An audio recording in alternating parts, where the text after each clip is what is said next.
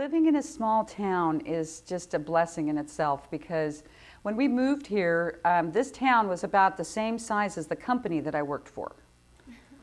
I worked for a company that had 5,000 people, and we lived here, there was 4,500 people. So when I moved here, my job was no longer secretary. My job was a music master. And that came about because it seemed like in a small town, you could just do what your gift was. That you didn't have to just make it in a huge town where there's just all these people, and so you could fit in a corporate life or something, and maybe you could do your dream. But for me, this was our dream town. So we were able to manifest all of our dreams. The first person, or one of the first people I met, was the mayor. That's just not heard of in a big city. You know, we're very intimate with our city government. We know who they are. Some of us know them personally.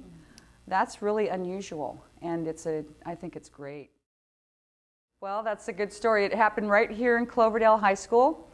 I was working for the school as a piano accompanist. I'd play for the choir when there was a choir, and then Ann Boone, she had a musical called, it was a Studs Terkel's musical called Working.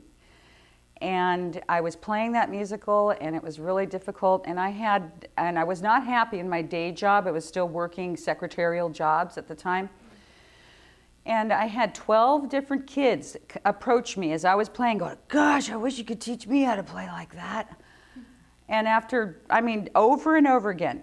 And I just said, well, I think probably I could teach piano, and maybe I ought to try that. And my friend, who's a mentor and friend of mine, she also taught, and she showed me, she said, "Look, you could be teaching these hours and making the same money." So I said, okay, I'll go for it, and I got the method books and started teaching piano. And prior to that, I was already teaching voice lessons, but I couldn't keep enough clients to, support myself. So once I added piano, then I could do both and quit the day job. The biggest challenge that we ever faced as business owners was going through a bankruptcy. Okay, when we committed to our businesses and we weren't able to make all our bills and we didn't have any other jobs, we had to declare bankruptcy.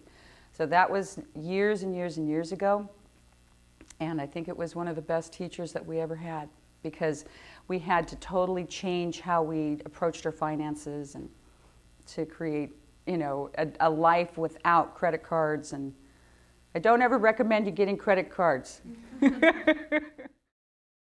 Well, I guess that we both had our own businesses, and in the end, it was actually a huge relief in some ways, because it helped you to move on from your past and create a clean break. And I know a lot of people are going through that now.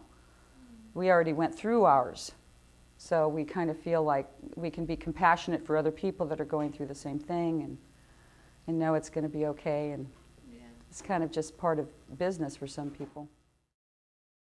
Stay off drugs and alcohol. That's the mommy part. Think of life like a canvas that you're ready to paint with all of your experiences, all of your jobs, to develop your career, develop your relationships, and be open to the possibility that you deserve to have happy life, happy career, happy home.